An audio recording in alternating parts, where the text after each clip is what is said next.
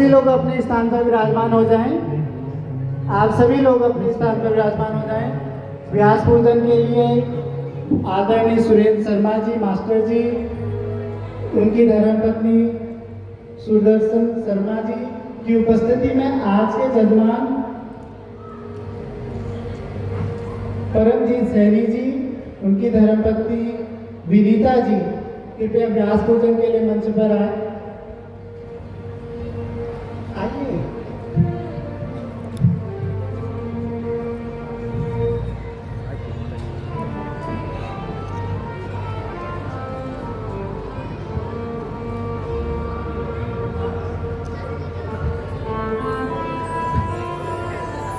ओम भद्रं कर्णेभिः शृणुयाम देवा भद्रं पश्येमाक्षभिर्यजत्राः स्थिरैरङ्गैस्तुष्टुवांसस्तनो मृगसेमहि देवहितं जदायुः द्योः शान्तिरन्तरिक्षं शान्तिरापः शान्तिरोषधयः शान्तिः वनस्पतयः शान्ति विश्वे देवाः शान्तिर्ब्रह्म शान्तिः सर्वगुण शान्तिः शान्तिरेव शान्तिः श्यामा शान्तिरेधि।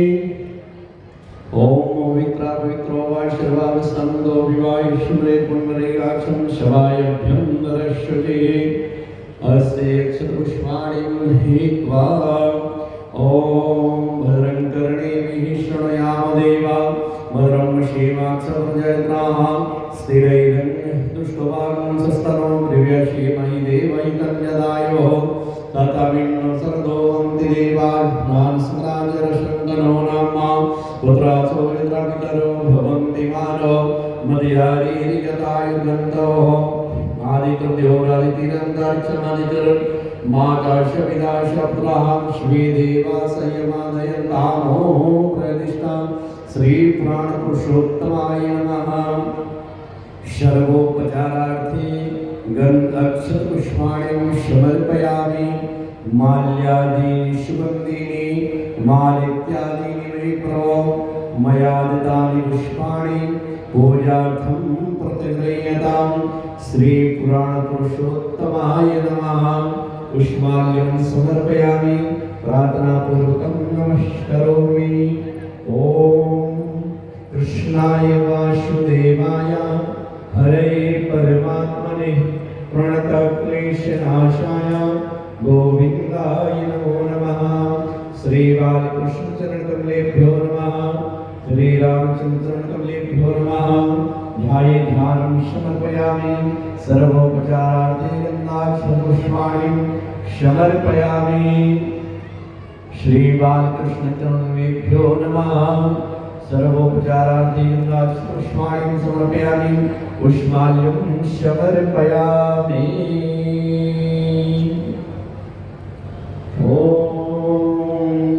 कस्तूरी तिलकं ललाटपटले वक्षस्थले कौस्तुभं नासाग्रे वरिमुक्तिकं वरदले वेणुकरे कङ्कणं शर्वाङ्गे हरिचन्दनं सुललितं कण्ठे च मुक्तावली गोपास्ते परिवेष्टितो विजयते गोपालचूडामणि।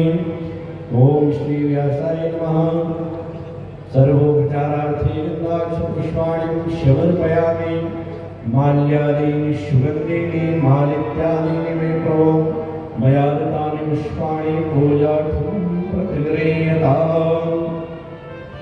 ओम श्री गुरुदेवाय नमः। हे व्यासरूपाय नमः। पुष्पं पुष्पाल्यं समर्पयामि। आरती की थाली ले लीजिए, सामने आ जाइए। ओम चंद्रमा मनशो जात शुचो सूर्यो अजायत श्रोत्राद्वाश्चन्द्राणश्चमुखादग्निरजायत। ओम विदगुं अभिः प्रजननं मे असुरसवेदगुं सर्वगणगुं तस्थये आत्मशनि प्रजासनि वसुधनि लोकशन्य वयशनि अग्निहीत्रजां बहुलाम्ने करोत्पन्नं पयोरेको अश्मासु दत्ताम् आरार्तिक्यं समर्पयामि कर्पूरगौरं करुणावतारं शेषानसारं भुजगेन्द्रहारं सदा वसन्तं हृदयारविन्दे भवं भवानी शयितं नमामि जलेन शीतलं कर्णं पुष्पै देवादिवन्दनं मन्दपुष्पाञ्जलिं समर्पयामि नानाशुगन्धपुष्पाणि यथा कालोद्भवानि च पुष्पाञ्जलिं मया दत्ता घ्राणं परमेश्वरै श्रीप्राणपुरुषोत्तमाय नमः मन्दपुष्पाञ्जलिं समर्पयामि बोलिए रामचंद्र भगवान की श्री बालाजी महाराज की श्री सर्वमंगला माता की युग पुरुष गुरुदेव भगवान की वात्सल्यमूर्ति दीदी माँ की नमः पार्वती पतये हर हर महादेव। कुछ गणमान्य जन पंडाल में तथा मंच में विराजमान हैं। आदरणीय भगवान सैनिक भाई साहब खुला नाम लेंगे। कृपया सभी लोग मंच पर आएंगे। विधायक नालागढ़ श्री अदीप बाबा जी सपरिवार दीदी माँ को नमस्कार करेंगे और आशीर्वाद प्राप्त करेंगे। श्री केएल ठाकुर जी सपरिवार आप मंच पे आइए। इस साइड से या इधर से आ जाइए। आइए राणा जी, लखविंद्र राणा जी, पूर्व विधायक नालागढ़ सरदार पंडित पमी जी, पूर्व विधायक धूम,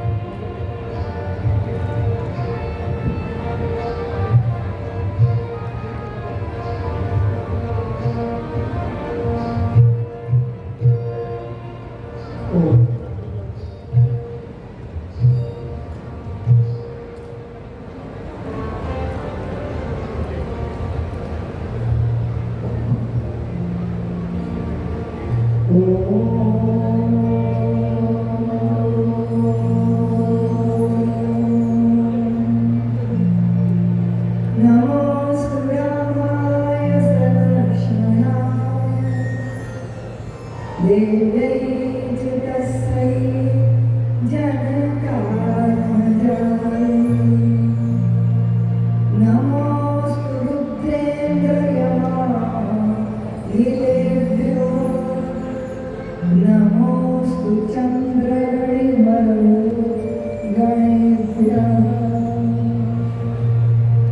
सान्द्रानन्दपयोध सौभगतनु पीताम्बरं सुन्दरं पाणौ बाणशरासनं कटिलसत्तुरीरभारं वरम् राजीवायतलोचनं धृतजटाजूटेन संशोभितं सीतालक्ष्मणसंयुतं पथिगतं रामामि रामं भजे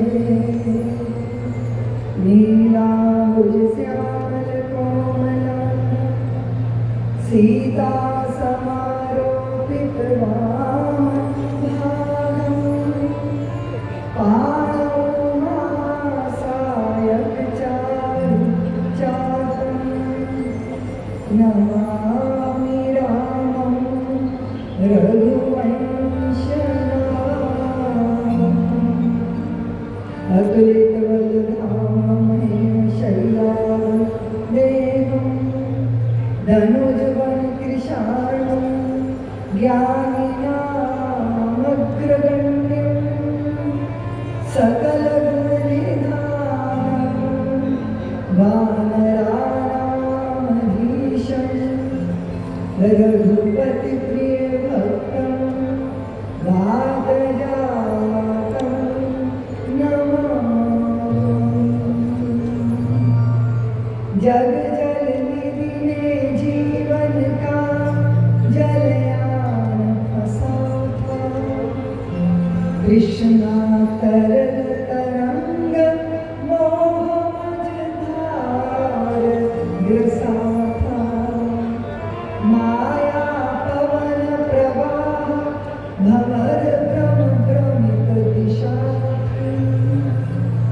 अंत से अज्ञानंधकार की निविड़ दिशा थी पार कियो वल्लभन दियो जितेंद्र निज धाम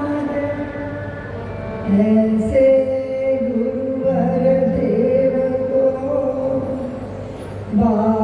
बारंबार प्रणाम है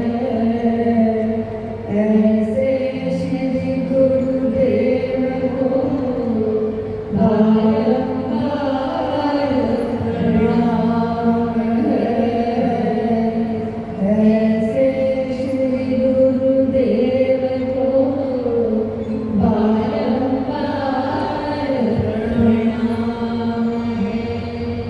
श्री तुलसीदास जी के पद कमल बारंबार मनाए गुण गाए सिया राम के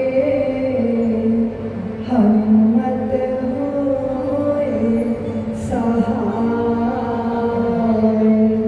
गुण गाए सिया राम के हनुमत होए सहाय गुण गाए सिया राम के हनुमत होए सहाय।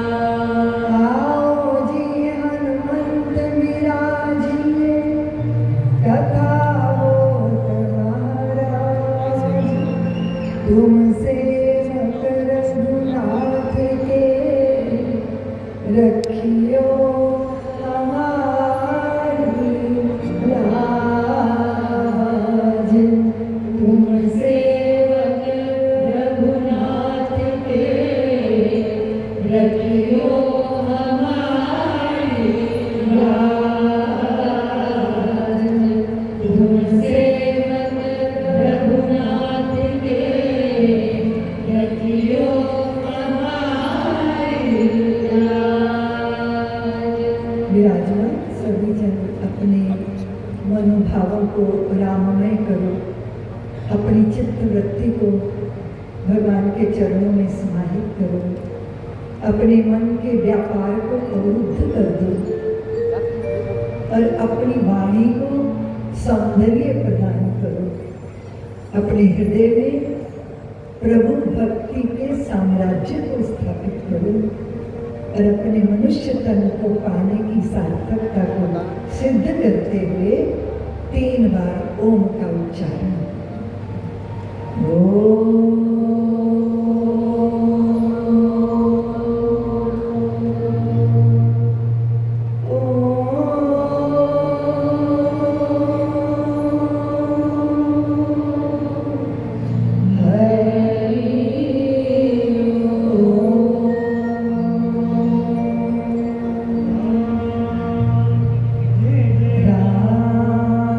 राम जय राम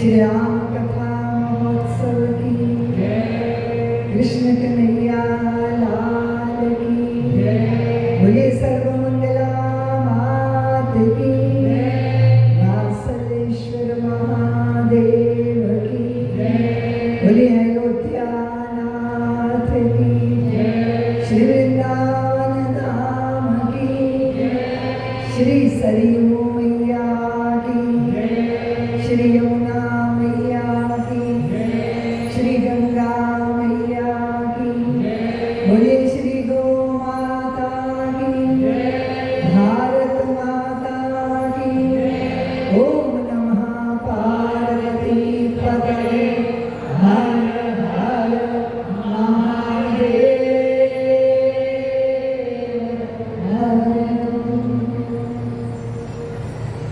हम सबका बहुत बड़ा सौभाग्य है इस पावन धरा पर हम पावन भगवान की कथा का वाचन करने के लिए और आप श्रवण करने के लिए यहाँ एकत्रित हुए हैं। मैं यहाँ इस कथा आयोजन की समिति के समस्त कार्यकर्ताओं को बहुत बहुत आशीर्वाद देती हूँ, जिनके पुरुषार्थ में संकल्प में, लेकिन उन पर राम जी की कृपा थी, इसलिए हमको ये सौभाग्य उपलब्ध कराया है। सब करतल ध्वनि करके उन सब हमारे आदरणीय भगवान सैनी जी के नेतृत्व में यहाँ जो भी कार्यकर्ता हैं उनको हम अहोभाव व्यक्त करते हैं। हमारे बीच में नालागढ़ के विधायक हरदीप बाबा जी विराजमान हैं, पूर्व विधायक ठाकुर साहब यहाँ विराजमान हैं, लखविंदर राणा जी यहाँ विराजमान हैं, आदरणीय पूर्व विधायक परमजीत जी, श्री राम गोपाल अग्रवाल जी, श्री सुरेंद्र शर्मा हमारे आदरणीय मास्टर जी, श्री गुरचरण सिंह चन्नी जी और श्री गुरुवेल चौधरी जी, श्री हरिवंश कटियाल जी और हमारे आदरणीय प्रिंस भैया और दीपक जी, परमजीत जी और आदरणीय चौधरी जी, शशि जी, देवराज जी, हरीशचंद्र जी, संजीव जी, राजकुमार पम्मू जी, श्री हिमांशु शर्मा जी, ओपी ठाकुर जी, जितेंद्र राजा जी, कृष्ण कुमार जी, हेमराज जी, हरवेक ठाकुर जी और हमारे यजमान श्रीमती परमजीत सैनी और श्रीमती वनीता जी और जशनप्रीत जी, ओपी ठाकुर जी, सीमा देवी जी, ये सारे कार्यकर्ता और हमारे आदरणीय भगवान सैनी जी के नेतृत्व में ये जो कार्यक्रम, ये जो सुंदर आयोजन अनुष्ठान किया है, मैं सबके पुरुषार्थ को, परिश्रम को बहुत बहुत साधुवाद देती हूँ। हमारे यहाँ कुछ संत महापुरुष बैठे हैं, विरक्त संतों को प्रणाम करती हूँ, भूदेवों को प्रणाम करती हूँ और मेरी भक्ति स्वरूपा, शक्ति स्वरूपा मातृशक्ति आपको भी मैं प्रणाम करती हूँ। धर्म प्रेमी बंधुओं, आपका भी वंदन करती हूँ। हमारी संस्कृति कहती है कि प्रणाम की भूमि पर आशीर्वादों की फसल पैदा होती है। कृतज्ञता एक बहुत सुंदर भाव होता है। अगर कोई एक घूंट पानी का भी दे देना तो उसके प्रति हमारे हृदय में धन्यवाद का भाव आता है। और यहाँ तो राम कथा के गंगा सागर को नालागढ़ और खेड़ा की धरती पर उतार लिया गया है। इससे बड़ा और सौभाग्य भला क्या हो सकता है। एक घूंट जल तृप्त करता है हमारे कंठ को, प्यासे और त्रसित और तृषित कंठ को, पर श्री राम कथा का जल सलील हमारे अंतर मन को जन्मों जन्मों की प्यास को तृप्त कर देता है। कदाचित गंगा जी में जाना पड़ता है, डुबकी लगाने के लिए जाना पड़ता है ना। हरिद्वार जाओगे, प्रयागराज जाओगे, काशी जाओगे, गंगा सागर में चल के जाना पड़ेगा। लेकिन ये कथा की गंगा आपके द्वार पर चलकर स्वयं आई है। ये इस भागवती श्री राम कथा की कृपा है। और सुनो देवियों, अगर उस गंगा में डूब जाओगे तो कदाचित मर जाओगे, पर इस गंगा में डूब जाओगे तो तर जाओगे, उद्धार हो जाएगा, कृतार्थ हो जाएगा। कथा में आना बड़ा सौभाग्य है, पर परम सौभाग्य है कथा अपने हृदय में बैठ जाए। जो हृदय में धारण कर ली जाती है वो व्यथाओं का शमन कर देती है। और चित्त व्यथित है अपनों के द्वारा, परायों के द्वारा, अपनी ही महत्वाकांक्षाओं के द्वारा, अपनी ही मूढ़तापूर्ण आशाओं के द्वारा। अगर कोई व्याकुल है तो हमारा मन व्याकुल है। हम अपने आप को तुलना में खड़ा करते हैं और अपने में न्यूनता का, अपने में हीनता का, अपने में छोटेपन का दर्शन करने लग जाते हैं। किसी दूसरे की सफलता हमको हमारी असफलता मालूम पड़ने लग जाती है। अपनों के प्रति बहुत ज्यादा अपेक्षा। ये अपेक्षा जानते हो, आशा करना, वो मेरे अनुकूल रहेगा, वो मेरे मन की करेगा। हमें हमारा मन में वश में नहीं है तो कोई दूसरा कैसे हमारे वश में हो सकता है। उससे हम व्यथित होते हैं, व्याकुल होते हैं। और व्याकुल चित्त की एक ही औषधि है देवियों, और कोई औषधि नहीं है। औषधि एक ही है, श्री राम कथा यही औषधि है। आप हम सबकी दरिद्रता को दूर करने की मणि एक ही है और उसे सुख मणि कहते हैं। वो सुख की मणि है। ये जो हम संसार में मणियों को तलाश रहे हैं वो सुख मालूम पड़ता है, पर वो दुख का रूप धारण करके। कोई मान ऐसा नहीं जिसके पीछे अपमान ना छिपा हो। आपने देखा, इज्जतदारों की बेइज्जती बड़ी जल्दी हो जाती है। बड़ी आशाओं के पहाड़ खड़े करने वाले निराशा की गहरी गर्त में चले जाते हैं। पशु पक्षियों के जगत में कष्ट है पर दुख नहीं है। वो कष्ट में होते हैं। कभी किसी का बाण लग जाए घायल हो जाते हैं, तूफान अंधड़ आ जाए तो पंख टूट जाते हैं, हड्डियां टूट जाती हैं, शारीरिक कष्ट होते हैं उनको, लेकिन उनको दुख नहीं होता क्योंकि उनको मन नहीं होता। मनुष्य को शारीरिक कष्ट भी होते हैं और मनुष्य को मानसिक दुख भी होते हैं। कष्ट और दुख में फर्क है देवियों। कष्ट शरीर को होता है और दुख मन को होता है।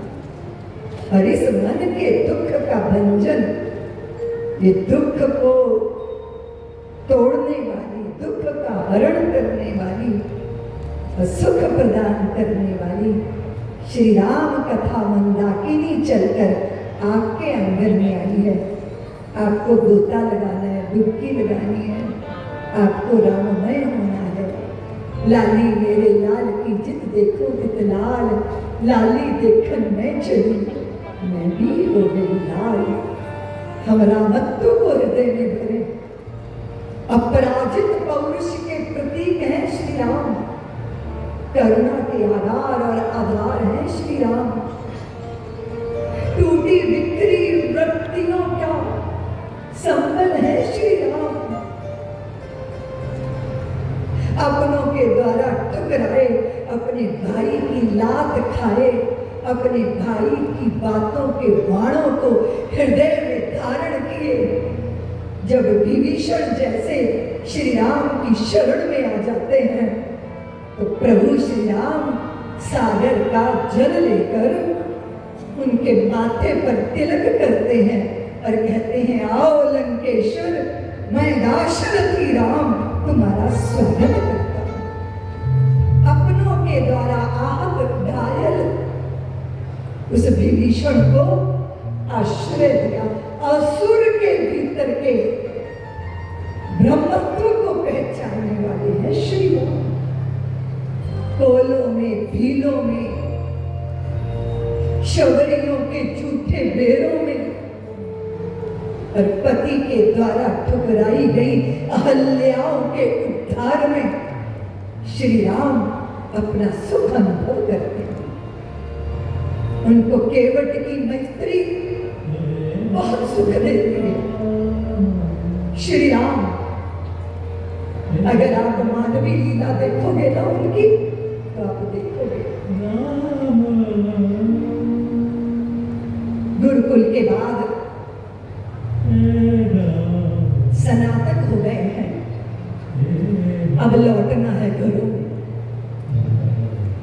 तो गुरु ने श्री राम से कहा, रामभद्र, गुरुकुल में हम दोनों मित्र थे, एक साथ समिधा लाते, एक साथ लकड़ियां तोड़ने जाते, एक साथ गाय चराने जाते, एक साथ पुष्पों को चुनने जाते, गुरु माता की आज्ञा का पालन करते हुए भोजनशाला में भोजन बनाने में सहयोग करते, क्योंकि आप भी विद्यार्थी और हम भी विद्यार्थी।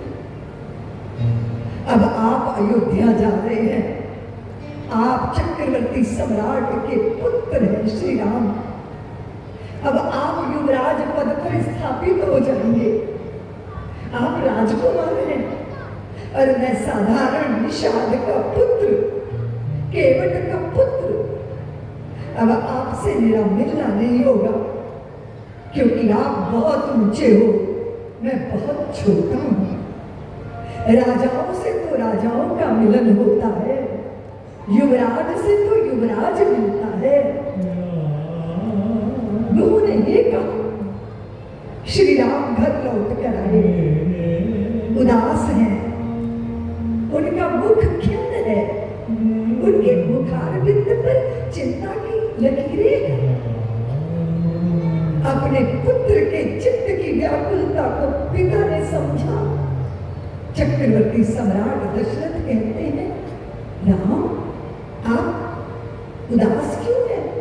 आपके चित्त के आसमान पर अवसाद के बादल क्यों है वत्स? आप चहचहा नहीं गए, आपका मन व्यूर नाच नहीं रहा, आपके चित्त पर विषाद ने आपके मुख पर चिंता की रेखा क्यों?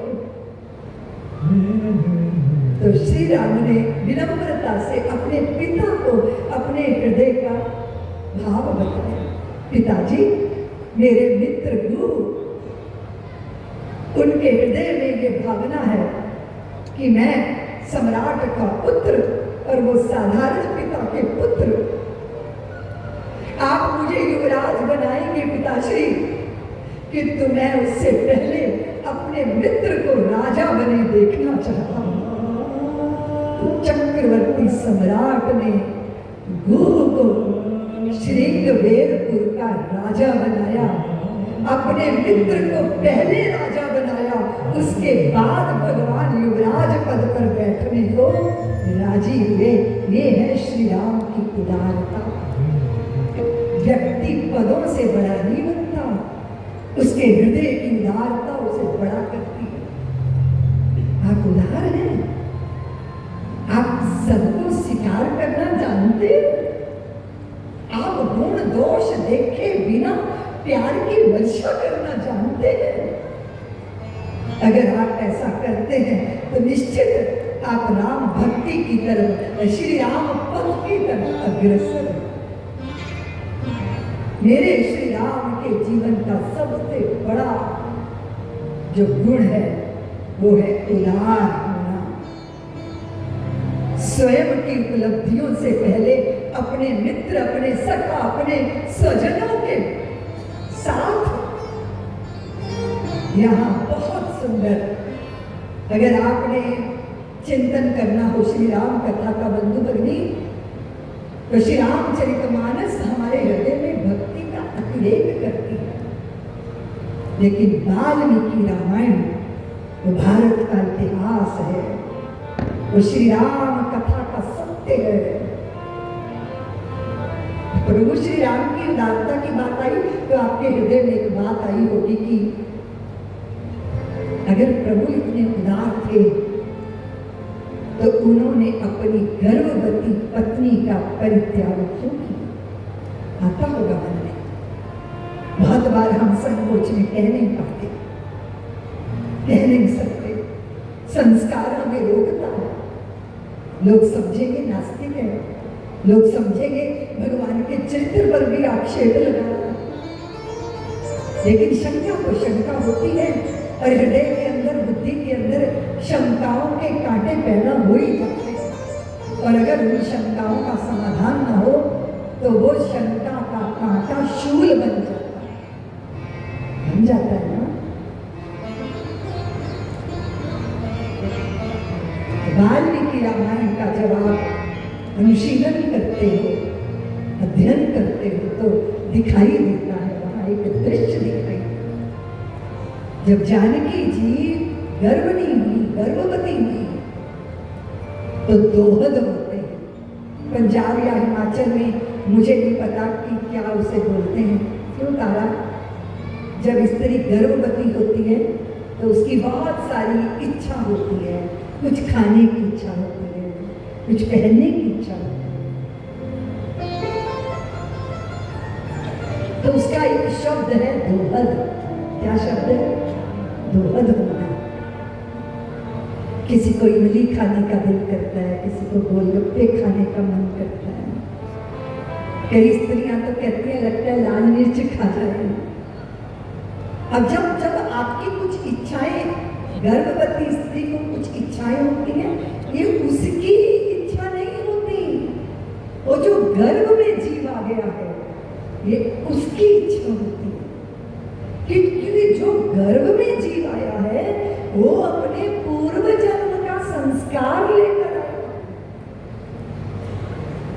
जब अंतर्वतनी हुई थी महाराज दशरथ की पत्नियां, तब भी उनको दोहद हुए।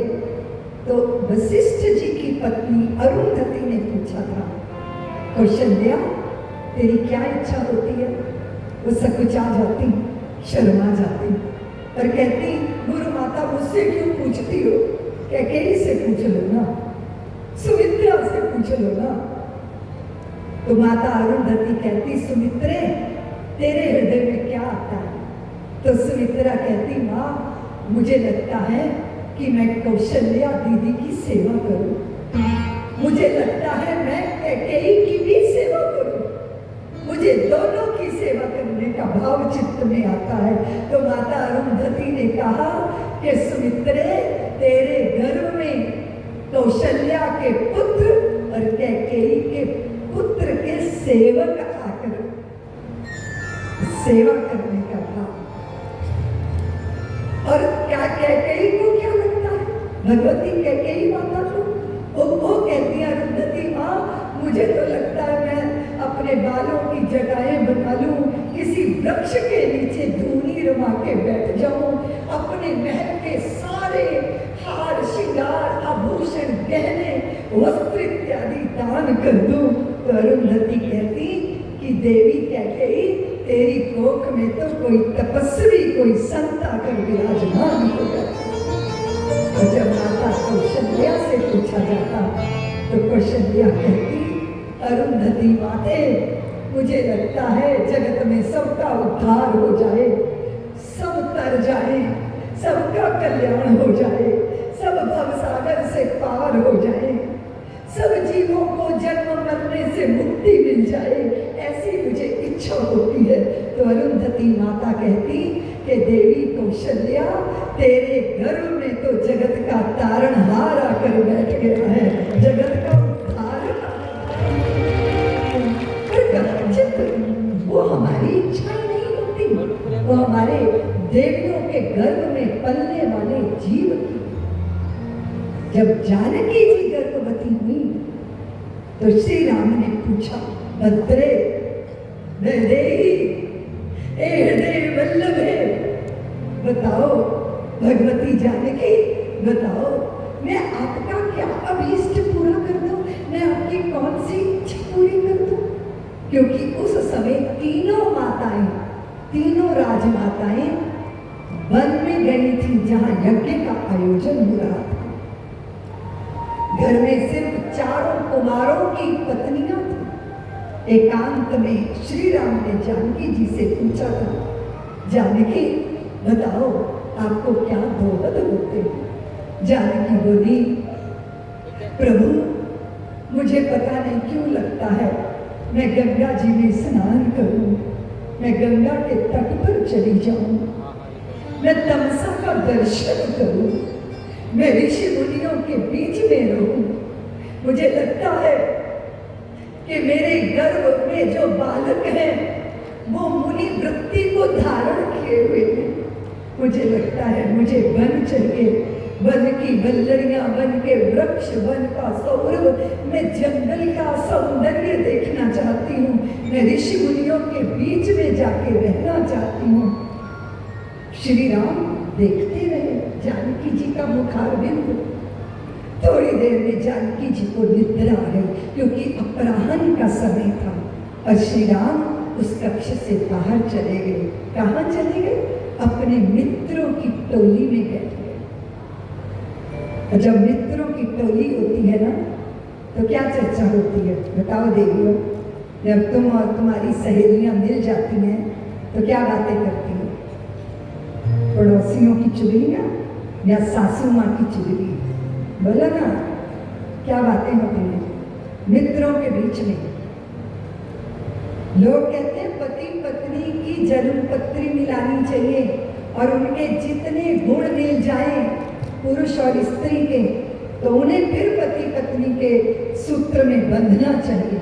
तो वहां सारे गुण मिलने चाहिए, पर मित्रों के गुण मिलते हैं क्या? मुझे तो लगता है मित्र वही बनता है जो हमारे दुर्गुण जानता है और हम उसके दुर्गुण जानते हैं। वो हमारा सच जानता है, हम उसका सच जानते हैं। मित्रता वही घटित होती है। और मैत्री मित्रों के बीच में सबसे बड़ी बात होती है जो होता है हास परिहास। क्या बोलते हैं हास परिहास को? मखौल बोलते हैं। क्यों ना लगा करो की बोल दो, मखौल ना कर पाई क्या बोलते हैं? मजाक करना क्या बोलते हैं?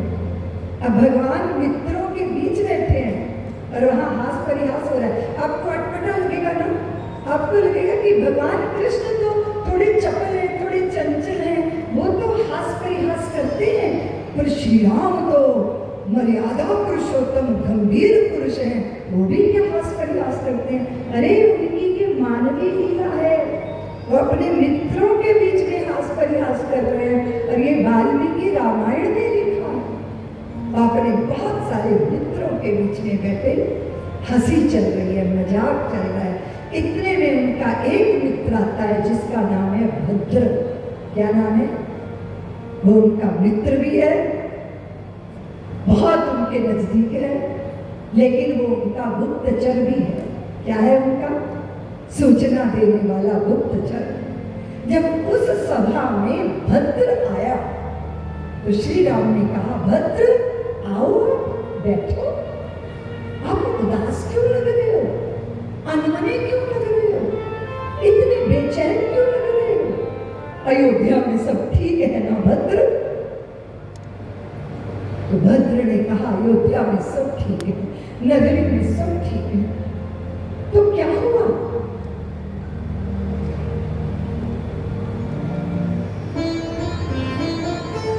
आपका मन व्याकुल है भद्र, कोई बात है? आप मुझको कहने से संकोच कर रहे हैं? क्या कोई मेरी बात है?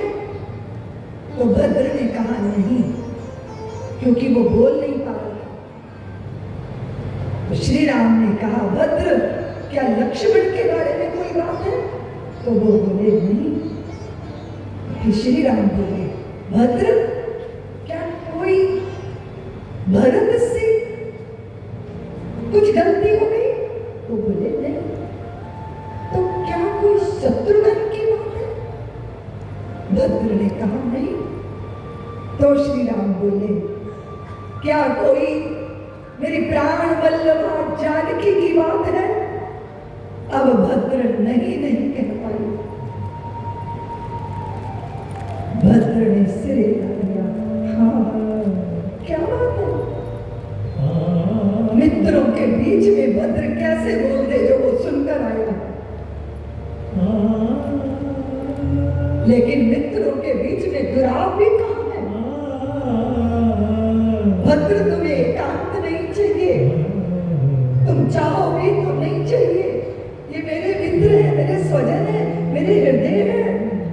आप अपने दिल की बात कहो जो आप कहना चाहते हो।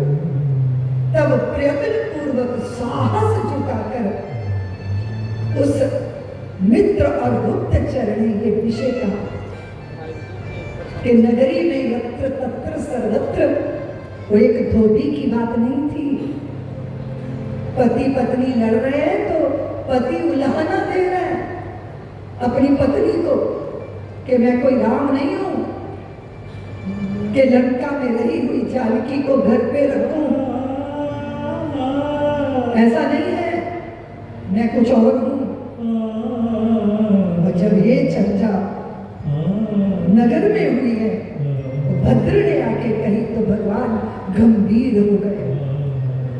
और गंभीर हुए भगवान ने, जानती हो देवियों, अपने मित्रों से सलाह की। अपवाद है ये। और आप जानकी के पति ही नहीं, प्रजा के राजा भी हैं। तो राजा को क्या करना चाहिए? राजा को प्रजा का रंजन करना चाहिए। उसके पहले घटना घट चुकी है कि जानकी जी को दोहद हो रहे हैं कि उनको वन में वास करना। श्री राम जानकी जी से नहीं मिले, लेकिन लक्ष्मण की जिम्मेदारी लगी थी कि वो जाए और जानकी जी को वाल्मीकि जी के आश्रम में ले जाए। रथ में आरूढ़ जानकी जी जब होने लगी ना तो सत साहित्य साथ में रखा। आपके मोबाइल ने आपकी किताबें आपसे छीन ली है। सबसे बड़ा धन अगर किसी का किसी के पास है, अभी आप बुके देते हो ना किसी को, मत दो बुके, बुक दो, किताबें दो। पढ़ने की आदत खराब मत करो, पढ़ना चाहिए। वो एक पृष्ठ, दूसरा पृष्ठ, तीसरा पृष्ठ, उसकी कौन सी पंक्ति आपके जीवन में जब पतन हो रहा हो, जब आपका चित्त विषाद से भरा हो, तो न जाने कौन सी लहर आपकी तरंग जागृत कर सकती है। इसीलिए सत साहित्य का साथ कभी मत छोड़ना। जानकी जी जा रही है तो साहित्य साथ में रखा है। आभूषण और वस्त्रों की फिक्र नहीं की, साहित्य साथ में, किताबें साथ में रखी। लक्ष्मण तो रोष से भरे थे अपने भाई के प्रति। बहुत वार्तालाप, कटु वार्तालाप, लेकिन अंत तो गत्वा जो शरण में होता है, जो सेवक होता है, उसे आज्ञा का पालन करना ही पड़ता है। जानकी जी साहित्य रख कर रथ पर आरूढ़ हुई और कहा, लखन भैया आप इतने उदास क्यों हैं? मैं जानती हूँ प्रभु साथ होते तो और आनंद होता, लेकिन उन पे बहुत जिम्मेदारियां हैं। वो राजा है ना, इसलिए हमारे साथ नहीं आ पाए। पर आप इतने उदास क्यों हैं? वो नहीं जानती थी, अनजान थी वो। गंगा जी का तट आया, उस पार रथ इस पार है, नौका पर आरूढ़ हुई जानकी लखन। और जैसे ही वाल्मीकि जी का आश्रम पास में आया तो स्वयं रथ से सत साहित्य वस्त्र इत्यादि उठा के लक्ष्मण जी ने रखे और फिर कहा, माँ, मैं दंडवत प्रणाम करते हुए कहा, मैं भाभी माँ, मैं वापस जाऊंगा। जानकी जी आश्चर्यचकित हो गए। तब उन्होंने उद्घाटन किया कि रामभद्र ने आपका त्याग किया है प्रजा की प्रसन्नता के लिए। ये सुनते ही जानकी जी स्तब्ध हो गई। कितना बड़ा आघात लगा होगा, लेकिन कितना भी बड़ा आघात हो, कितना भी बड़ा दर्द हो, कितनी भी बड़ी पीड़ा हो, स्वयं को स्वयं ही संभालना पड़ता है। अपने पूरे साहस को समेट कर उन्होंने लक्ष्मण से कहा, लक्ष्मण भैया, कह देना उस राजा को कि जिस जानकी की अग्नि परीक्षा लंका में हो गई थी, उसका ये त्याग क्या उन्हें शोभा देता है? एक बार बोली, उसके बाद एक वृक्ष का सहारा लेकर खड़ी हो गई, आंखें बंद की, अश्रुधार प्रवाहित हुई और फिर हाथ जोड़ लिए और कहा, लक्ष्मण भैया, श्री राम जो करते हैं उनके पीछे बहुत गहरा अर्थ छुपा होता है, इसलिए मेरी ये बात उनसे मत कहिएगा। हम जो नहीं जानते वो जानते हैं। इसमें भी मेरा कल्याण होगा, इसमें भी मेरी संतान का कल्याण होगा। दिल तो करता है मैं गंगा जी में कूदकर शरीर शांत कर दूं, लेकिन श्री राम के तेज को मैंने गर्भ में धारण किया है, इसलिए अयोध्या के उत्तराधिकारियों की माता ऐसा निर्णय नहीं कर सकती। विचार कीजिए, पूरी घटना का चिंतन कीजिए, फिर देखिए प्रभु कैसे संतुलन बनाते हैं। आप घर के मुखिया हो, आप भी संतुलन बनाते हो, आप भी अपनी संतानों की अवज्ञाएं झेलते हो, आप भी दुखी और विषाद से भरते हो। सब अपना दुख आप पे व्यक्त करते होंगे, पर आप किनके चरणों में जाके अपना दुख व्यक्त कर सकते हो? आपको तो उस विष का पान ही करना है, आपने तो उसको जीना है। मुखिया होने का ये भी दर्द होता है। राजा राम आभूषण पहनकर सिंहासन पर बैठते थे देवियों, लेकिन रात्रि को अपने कक्ष के अंदर कुशा का आसन बिछाकर साथरी के बोरी के ऊपर सोते थे। जानकी जी जब से विदा हुई तब से उन्होंने राजसी पकवान नहीं खाए, कंदमूल खाए, बेर खाए, सूखे फल खाए, भोजन नहीं किया। एक विरही पति कैसा होता है?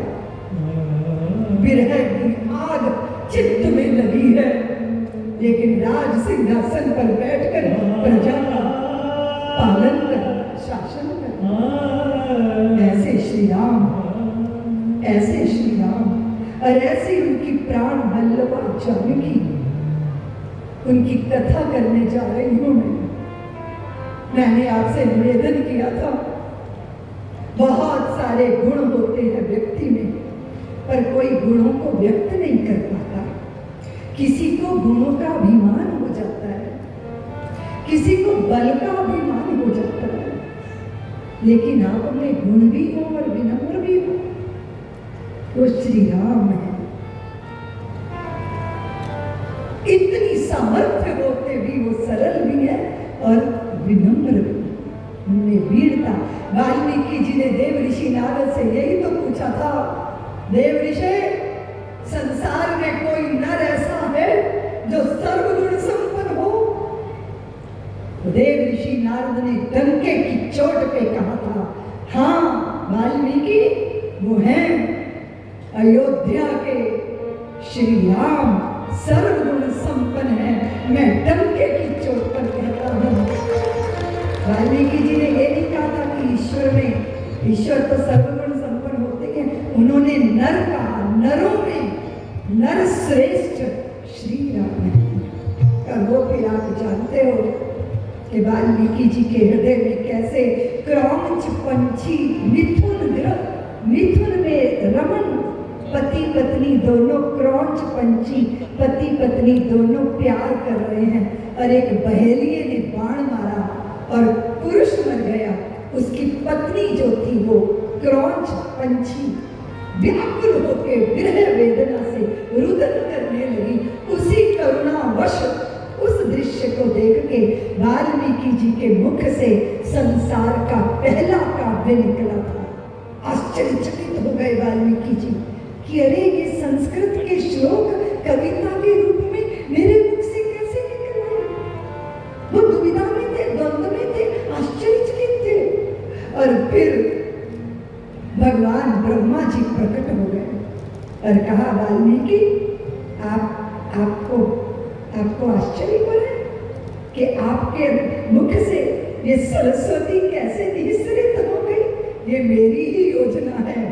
अब आप श्री राम का चरित लिखो। और मुझे नहीं लगता वाल्मीकि रामायण को पढ़कर कि वो रामायण है, मुझे तो लगता है वो सीतायन है। वो सीता की कथा कही गई है जो लव कुश के द्वारा, लव कुश ही उसके पहले गायक है। पहले कथावाचक कौन? लव कुश। हम लव कुश कहते हैं, वैसे कुश लव है क्योंकि बड़े पुत्र कुश थे और छोटे पुत्र लव थे। पहले कथावाचक कौन थे जी? जानकी के पुत्र कुश और लव। और पहले श्रोता कौन थे जी? जानकी के पति श्री राम। और कथा किसकी थी जी? जानकी जी की कथा। ऐसी श्री राम कथा के रहस्यों का उद्घाटन इस श्री राम कथा महोत्सव में हम करेंगे। इसलिए भावपूर्ण हृदय से कीर्तन करेंगे, फिर हम कथा में प्रवेश करते हैं। पहले भूमिका बांधी जाती है कथा की, पहले भगवान आके विराजेंगे, उस पीठिका को सजाया जाता है, उस सिंहासन को सजाया जाता है। मैं भी प्रयत्न कर रही हूँ, जहाँ श्री राम आके बैठे वो हमारे भाव का सिंहासन हमारे हृदय में सजे। इसलिए पुकारिए, श्री राम जय राम जय जय राम, श्री राम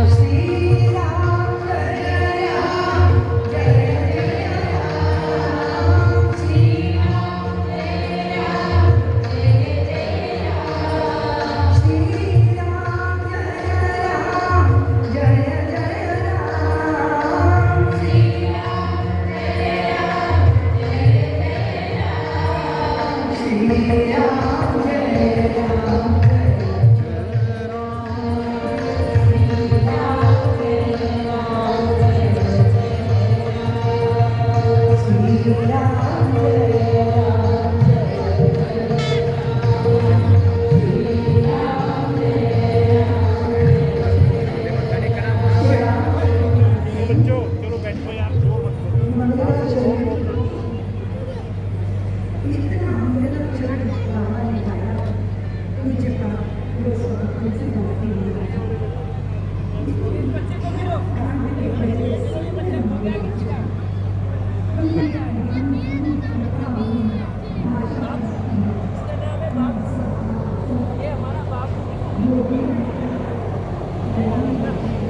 बाबू है, ये बाबू, ये बाबू, ये जानू, ये काली, मैं पिस्ता।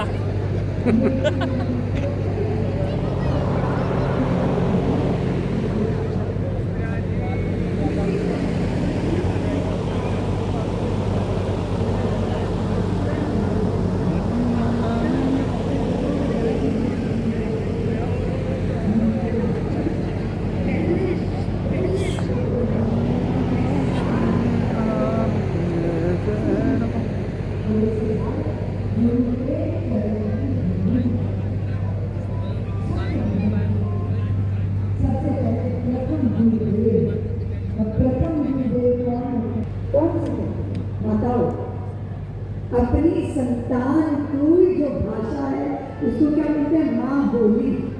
क्या बोलते हैं? माँ बोली कौन होती है? जो हमने माँ से सीखी, माँ से ही हम व्यवहार सीखते हैं। अगर माँ संशयों से भरी है तो हम भी संशयों से भर जाते हैं। अगर माँ प्रेम से भरी है तो हम भी प्रेम से भर जाते हैं। अगर माँ को सब जगह दुष्ट ही दिखाई देते हैं, हमें भी दुष्ट दिखाई देते हैं। अगर माँ को सब जगह सज्जन दिखाई देते हैं तो हमें भी सज्जन दिखाई देने लग जाते हैं, क्योंकि माँ हमको दृष्टि देती है। और आप जानते हो, नजर बदल गई तो नजारे बदल गए, किश्ती का रुख बदला तो किनारे बदल गए। तो माँ सबसे प्रथम गुरु है। तो माँ कैसी? मम्मी जैसी। माँ कैसी? बोलो ना देवियों, अपनी माँ सबसे सुंदर होती है, प्यारी होती है। और अपनी संतान भी दूषणों से भरी हो, वो भी बड़ी प्यारी लगती है, क्योंकि इस संबंध में मोह है। लेकिन एक और है गुरु पद। यहाँ गुरुओं की वंदना नहीं हुई है। वंदन गुरु पद पदम परागा।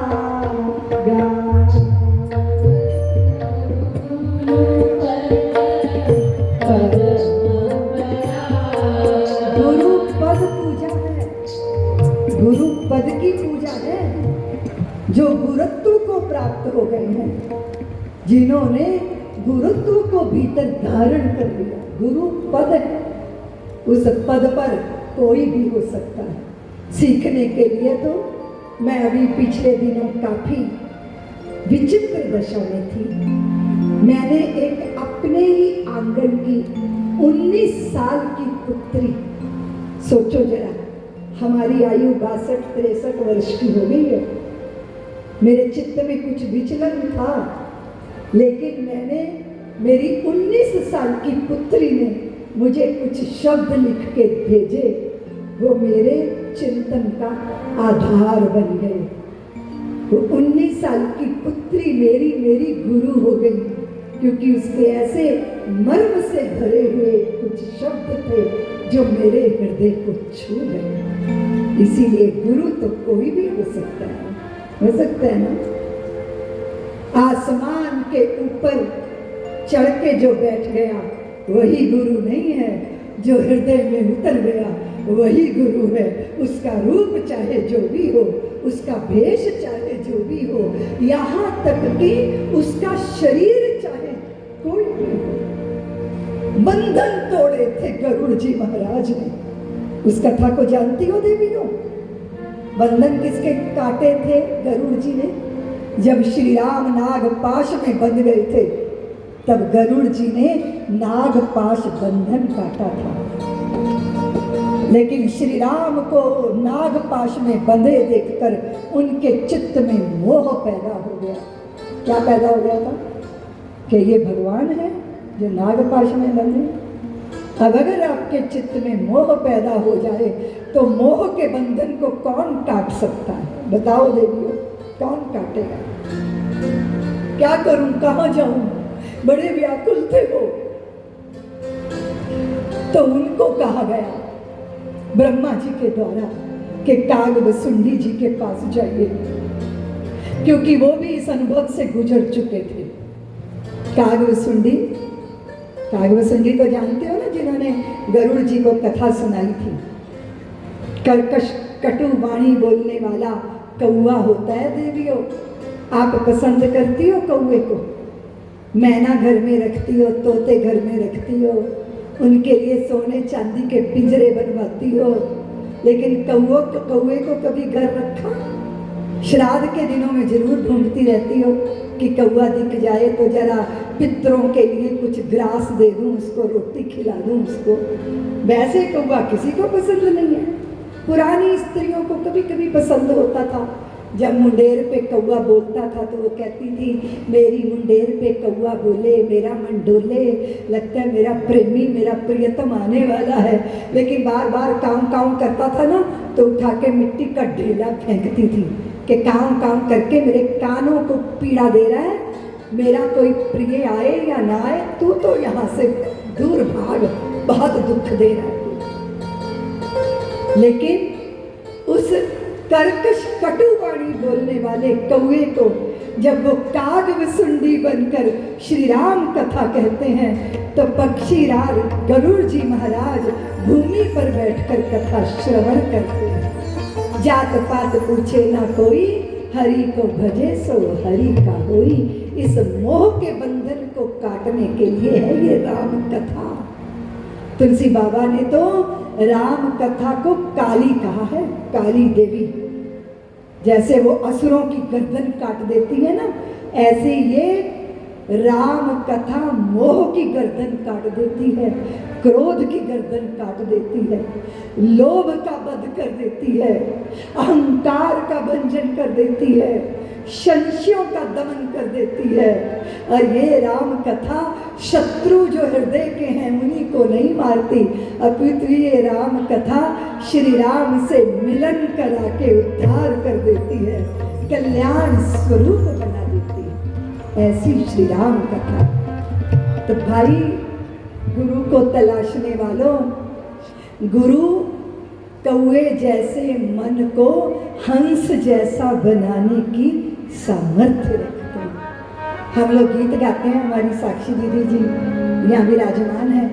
आप ओंकारेश्वर में परम शक्ति पीठ का कार्य देखती हैं और वहाँ 350 वनवासी पुत्रियों की आप यशोदा माँ हैं, वे कृपा पूर्वक आई हैं।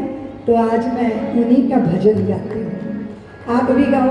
मेरे सतगुरु दीन दयाल काग से हंस बनाते हैं।